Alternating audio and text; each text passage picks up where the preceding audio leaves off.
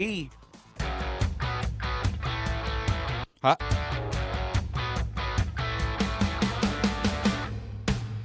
It's 5:05 and welcome into a Friday edition of the Carolina Journal News Hour. News Talk 1110 99.3 WBT. I'm Nick Craig. Good morning to you. Well, election results still on our radar this morning. We'll take our attention to a House race in the Charlotte area. After all Election Day absentee ballots have been totaled, Tricia Cotham leads by 215 votes over Democrat candidate Nicole Sidman. With that, there are only 214 provisional ballots left district-wide, and many of those, well, since they are provisional, potentially not counted. With that, Tricia Cotham posted on her X account yesterday afternoon saying, quote, "It's an honor to continue serving Mecklenburg County. Thank you to God, my family, and to so many who supported this race. I would also like to thank Mrs. Nicole Sidman for running as a first-time candidate and wanting to serve. God bless you all. Hashtag NCPOL, the very popular hashtag used on X or Twitter to keep track of North Carolina politics. And that is one of the close races that was continued to watch. Now, Republicans still are one vote short of the supermajority. This race and a couple of others could potentially get into recount territory, as they could end up being decided by just less than 100 votes. We'll continue to track that as counties over the process of next week will begin their county canvass. They will have all of those results done by next Friday, and then it will be the week later than that the North Carolina State Board of Elections will certify all results. So that is one of the races that we have continued to track, and that is one of the races that will go in favor, at least as of right now, looks like it will go in favor of Republicans. As of this morning, Nicole Sidman still has not necessarily conceded that race. That is one of many that we continue to track here on the Carolina Journal News Hour. Turning our attention nationally for a few minutes this morning, still watching control of the House. According to the Associated Press, they continue to track the numbers this morning. Either party, Democrats or Republicans, need 218 votes to have the majority. As of this morning, Republicans sit at 210 votes. Democrats sit at 198. Republican strategists do feel pretty good about getting that 218 vote majority in the House. That is something that will be looked at over the next couple of days, as there are many outstanding races on the West Coast, a couple in Arizona, and a handful as well in California and in Washington. We'll continue to keep an eye on that throughout the weekend and pass those details coming along to you on a Monday edition of the Carolina Journal News Hour. It's now 5:08, News Talk 1110 99.3 WBT. There was a lot of discussion ahead of the election, of course, surrounding political polling. We're now sitting after the election, and we're going to take a look at the Carolina Journal poll and how that compared to the final results. To do that, it's my pleasure to welcome the CEO and the president of the John Locke Foundation, Donald Bryson, to our airwaves this morning on the Carolina Journal News Hour. Donald, everybody looks at these polls beforehand. Not many folks actually dig into the accuracy of polls, and you've got some analysis this morning on the Carolina Journal poll. What are you learning? Yeah, we do a lot of polling at Carolina Journal, and we want to make sure that we have a good product out there. And I got a tip off from a good friend of the program here that said, "Hey, you guys should really be proud of yourselves and how good of a job that you did with the Carolina Journal poll. That October poll was really accurate." And I was like, "Well, I know that it called the winners correctly, but what are you talking about? Look at the numbers." And so I did yesterday morning, as we were all sort of trying to recover from what was a late night, that late night we Sure. do every 2 years. And the numbers were really stunning when you look at the actual margins of victory compared to the margins of victory presented in the Carolina Journal poll. Boy, we were awfully accurate. We've got several races, including Lieutenant Governor, Attorney General, Secretary of State, Ag Commissioner, and State Superintendent that we called within less than 1 percentage point of what the actual victory margin was. And then we had some others, including Governor, which, by the way, was a wide victory margin. But Governor, And I've lost track. Governor, Insurance Commissioner, and Supreme Court, that race between Jefferson Griffin and Allison Riggs, we called within less than 1.25%. So Wow. we feel like we have a really, really accurate poll. And even the Trump Harris race, we called within less than 2.8%. Normally, and we see this with political polls and folks that dig into this, each poll has a standard margin of error, meaning things can slide one way or the other. What is that margin of error for the now or previously monthly Carolina Journal poll? Sure. So we partner with Signal to do our poll at CYGNAL, and we typically poll 600 likely general election voters in North Carolina. That gives us a margin of error of 3.99%. And then the super nerds will say with a 95% confidence interval, which means that if we did this poll 20 times, 19 out of those 20 times, we would have the results come back within that 3.99% margin of error. And as you can see, the victory margins, or as we talked about, the victory margins that we all discussed were well within that. If you look at all of the statewide races that we polled, including treasurer, I think our biggest margin was actually for labor commissioner with Luke Farley. We called Luke Farley to win by 1.8%. He actually won by 5.7, but that's still within our 3.99% margin of error. Looks like the Republican there, Luke Farley, or labor commissioner elect, overperformed what our poll was going to say there. You mentioned at the top of the ticket that the presidential race had a little bit higher margin of error compared to those state council of state races and some of the other races that you just mentioned. To me, I would kind of see that the other way around. Is there any idea in your analysis why that race had a larger spread than all of the other ones, which were for the most part pretty bang on? For folks that watched the Carolina Journal coverage, the 4 hours that Carolina Journal did for election night, you would have seen our pollster Brock McCleary, who's the vice president with Signal, talk about that a little bit. That Trump is just an anomaly, right? Pollsters still haven't quite figured that out. I think Signal has actually done polling for Trump, and it's just he is an entity to himself that he consistently underperforms in polls. And I even said when we did the poll presentation publicly, that I think we did it the day that early voting started in North Carolina.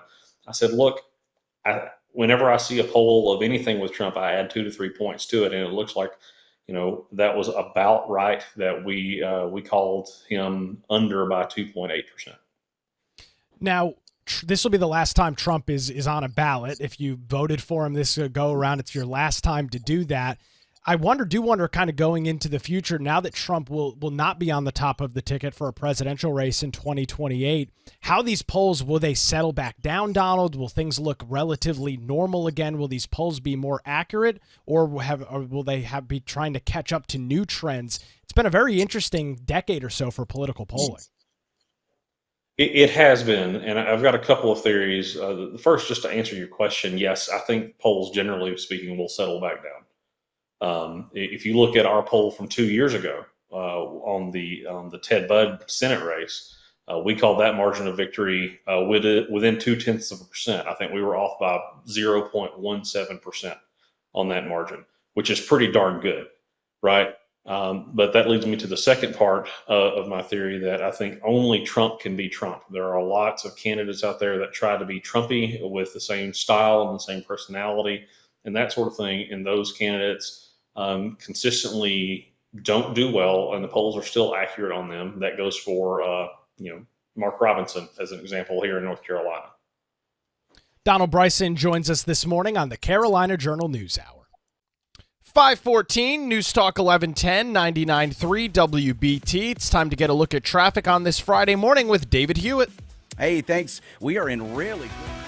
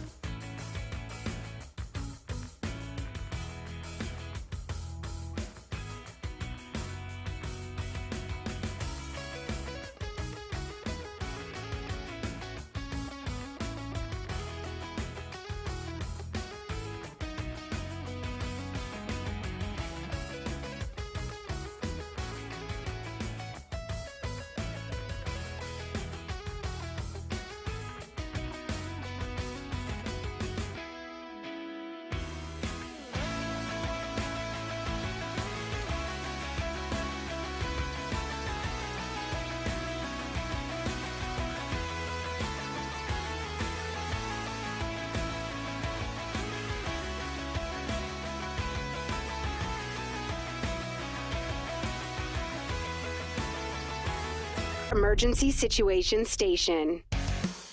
Huh? It's 522. You're listening to a Friday edition of the Carolina Journal News Hour. News Talk 1110, 99.3 WBT. Also streaming live this morning, each and every morning on our Carolina Journal YouTube channel. While as Republicans continue to hold out hope for a supermajority in the North Carolina General Assembly, the potential next Speaker of the North Carolina House, Representative Destin Hall, he's from Caldwell County, has called it a, quote, working supermajority that won't change the legislature's agenda items. But he also welcomed any Democrats to join the Republican caucus, which is exactly what happened after the 2022 elections. He said in a press conference, "The first thing I would say is that we're always accepting new members in the Republican caucus if anyone else wants to change parties. And North Carolina has a changing political landscape. Some areas that used to vote one way, maybe you're starting to vote another way. So we'll see. We have some folks who signed up to actually join our caucus." Hall noted that it doesn't have to be just Republicans who agree to override a bill, as Democrats are obviously free to vote with Republicans on legislation and veto overrides. This is going to be a very interesting thread to follow in the not only weeks and months to follow, but years, as Josh Stein will be in the governor's office for 4 years, and the General Assembly is not up for re-election until 2026. We'll be keeping an eye on the long session, which begins early next year, on our website, carolinajournal.com, and here on the Carolina Journal News Hour. 523, News Talk 1110, 99.3 WBT. Donald Trump had a massive election night, not only in North Carolina, but across many swing states. A lot of that is being attributed to the work of the Republican National Committee, alongside various state Republican parties. Jeff Moore from the Carolina Journal joins us this morning with details. Jeff, a very different result from what we saw just 4 short years ago. What do you attribute Donald Trump's major electoral victory up to? Yeah, well, there are any number of things you can point to, and some of the most important things are going to be those issues, the emotional kind of drive in voters that are getting them to the polls. But what gets overlooked in a lot of this kind of post-game analysis of the election is kind of the operational skunk works of the party machinery. And we are used to referring to the Democratic Party a lot of times as a big machine that turns out voters and does all these kind of things, and less so of the Republican Party. But the organizational factors are very important. We didn't see those things that were really married very well together in 2016 and 2020. You had Trump come from out of nowhere, seemingly, as far as the Republican electorate was concerned in 2016. And then no one thought he was going to win. They got in, and so the uncomfortable marriage kind of started there with the leaders of the GOP and a lot of people that would be just fine to see him serve one term and then get out of there. And so you saw him come away from 2020, not winning the White House back. And then that relationship with the RNC was a matter of focus for especially the grassroots, I think, going into the 22 cycle and the 24 cycle. But this time around, you've got a North Carolina GOP and an RNC that is very well versed in the whole MAGA movement. Michael Whatley, now head of the RNC, formerly chairman of the NCGOP, back in 2016 was helping Trump to organize rallies and campaign and win the state of North Carolina that first time around. Was brought into the RNC alongside Ronna McDaniel after 2022. They work on election integrity things, something that is very important to the Trump organization, obviously, after the 2020 debacle and all the questions there. And so when you saw them come together for the 24 campaign and Michael Whatley elected to be chairman of the RNC, Donald Trump's daughter-in-law and another North Carolina native elected co-chair, Laura Trump, you saw like it was kind of a MAGA takeover in the eyes of some, a Carolina takeover in the eyes of some, but really what you got is a healthy relationship between the organization of the party and the organization of the Trump campaign. And I think you really saw it play out in this election throughout the campaign, how tight they were on messaging, how consistent they were in all the different kind of vectors they were going to push throughout this campaign to make sure they got a win. Well, and I'm glad you brought up 2016, and it's obviously almost a decade ago at this point. But Trump's first 2 years, he spent a lot of his time, Jeff, arguing with Republicans. The Republicans did have control of the White House, the House, and the Senate in 2016, but there was a lot of pushback, a lot of what would now be deemed anti-Trump Republicans at the time. That doesn't exist anymore. Yeah. Yeah. When Donald Trump came into office talking about the swamp was there waiting for him when he got into the White House. And for those first couple of years, they were actively fighting against him. And you saw in 2018, in the midterm, you had a kind of a typical midterm backwash against the party in the White House. But it was accentuated as well because of some of those divisions that were still left over, the residue from this outside alternative candidate coming and taking over the nomination and then the White House. So when you're working your way to 2020, you have some different leadership there. It was Reince Priebus in 2016 that was leading the RNC. In 2020, it was Ronna McDaniel, who was actually suggested by Donald Trump. She had formerly been the chairman of the Michigan GOP. So she came in, but there was still a lot of vestiges of the old establishment GOP, which housed a lot of the people that became never Trumpers along the way.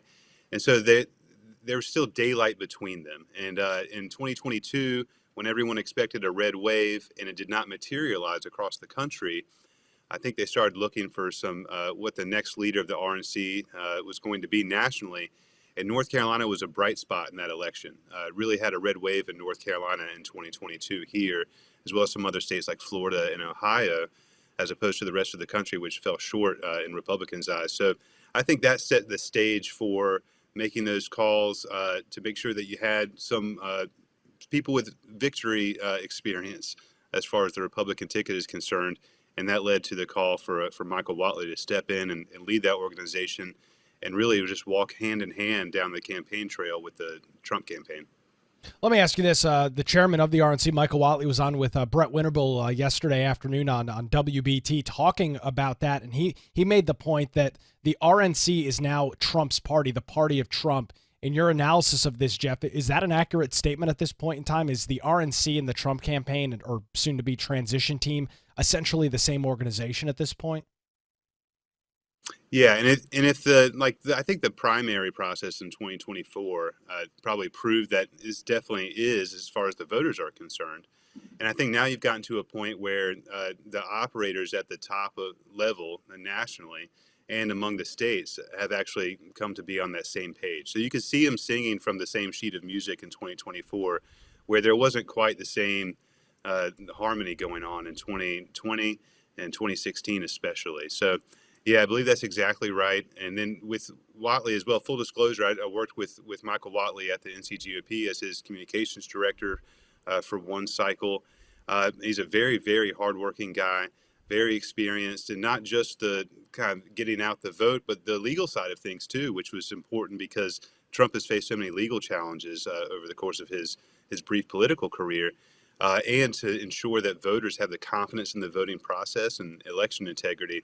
Whatley had a lot of experience there, and he used that experience as the head of the RNC during this cycle, even up to Election Day, where you had bomb threats going on, you had different issues going on in swing states around the country. But Chairman Whatley of the RNC and that crack team of lawyers were on top of those kind of things very early on. So it really just created a lot of synergy because there wasn't any infighting. They're all on the same page and they're kind of focused on the same things and driving the same messages. And so you see that come out the other side of it when you get to November 6th.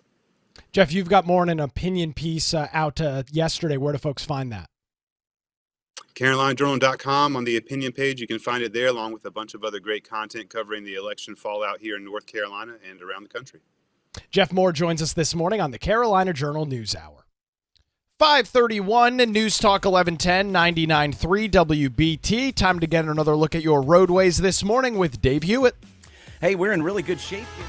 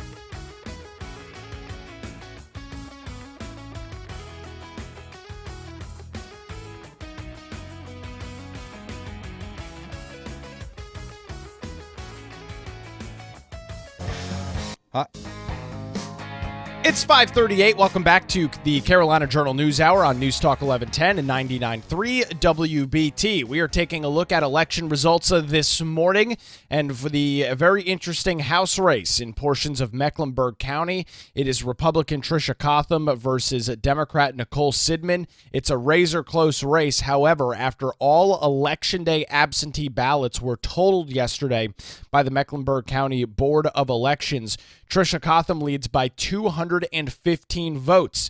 That they note that there is 214 provisional ballots in that district, and many of those will not be counted, meaning that that lead for Cotham is essentially insurmountable at this point.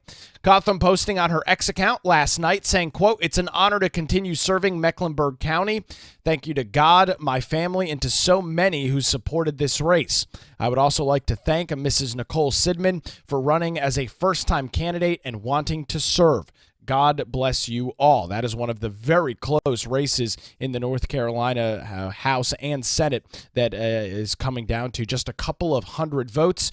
County canvasses will take place next week, where 1 week from today, where all the counties will certify their local election results. We'll likely get some recounts that will begin early next week. We'll continue to track that not only here on the Carolina Journal News Hour, but on our website as well, carolinajournal.com. 539 News Talk 1110 99.3 WBT. With Election Day here and done, results are currently unofficial in North Carolina. There will be some processes that go on over the next couple of weeks to make those results final at both the county and state board of election level. To get some more details on that, it's my pleasure to welcome back to our airwaves this morning Katie Zender with the Carolina Journal. And Katie, this is a pretty interesting process that goes on in every election, regardless of whether it's a presidential or a midterm election.